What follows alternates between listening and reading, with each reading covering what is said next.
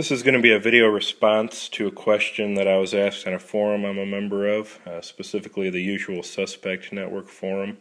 And the individual had asked if I could show him a more detailed picture of the inside of my etching unit that I built based off of plans from Chris Crawford's website, with a couple minor modifications or additions of my own. And I'll try to point out which of those that I made and which were in the Chris Crawford schematic. But since the question was specifically for a clear shot of the inside, try to hold still, and if you need to pause the video to get a better look, feel free. And I'll just try to point out what's what here. I'm not going to show you necessarily where each individual wire goes, because it's a little bit of a nest here, and I think you'll be better served to follow the schematic than me trying to remember which of these legs is which of the switches does what here. But big thing in the middle obviously is your transformer. I used a 25.2 volt 2 amp transformer. That gives you two 12.6 volt legs, and then a common in the middle here, or a neutral. And the hot legs are your yellow wires here. I got the power cord coming in the back here, with the ground which ties directly to the housing of the transformer. You got the hot and your neutral. Here we have a single pole double throw switch for the power. That's simply an on and an off switch. Also powers a 110 or 120 volt neon power indicator light. That I added myself just for my own benefit, be able to tell that it was on or off. Not necessary. I don't believe it's in the schematic. But just a little something extra I had lying around, so I threw in there. This double pole double throw switch here is just a low-high setting switch. That I added myself as well. I believe the schematic calls for just using one of these legs for a 12.5 volt etching unit. I went ahead and tied it in such that I could use either one leg or both legs. And you will need a double pole double throw if you want to do that.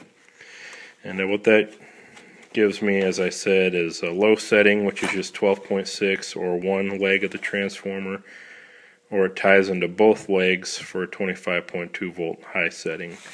And normally I use the high setting myself. I do burn through a few more stencils than I probably would otherwise, but I'm somewhat impatient in that regard.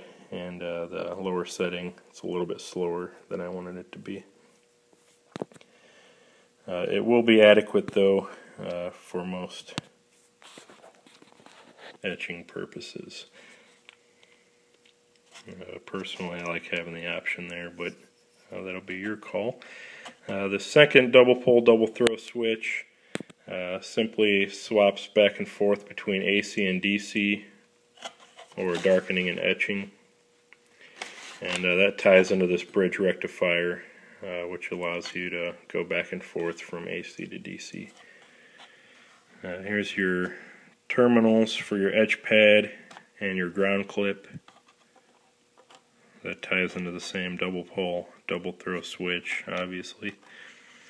And here's the fuse, just for circuit protection. It's a fast blow, 1 amp, 250 volt. Fuse tied directly into the hot of the power cord.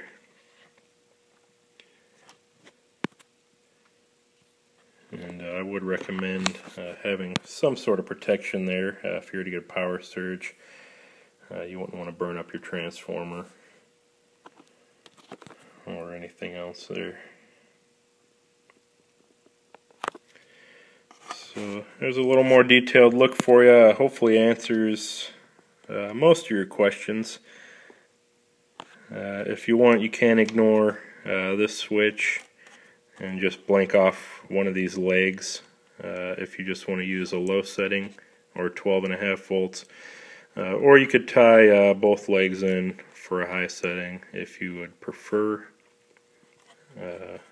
Like I said, I like being able to choose between, and that really just uses one side of the double pull, double throw.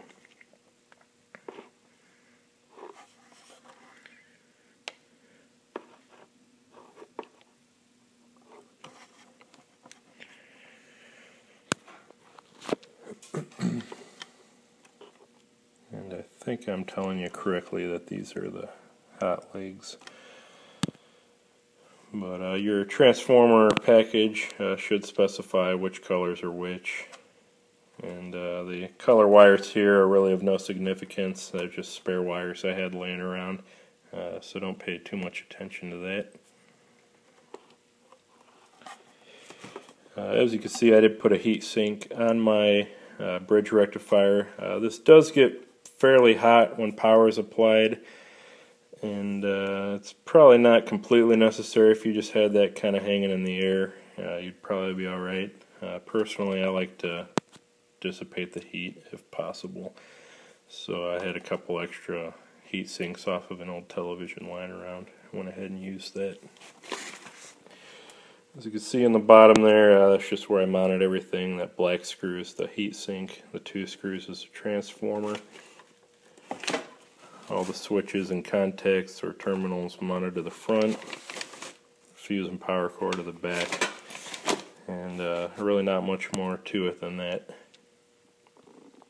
And, I used kind of a short cord on mine.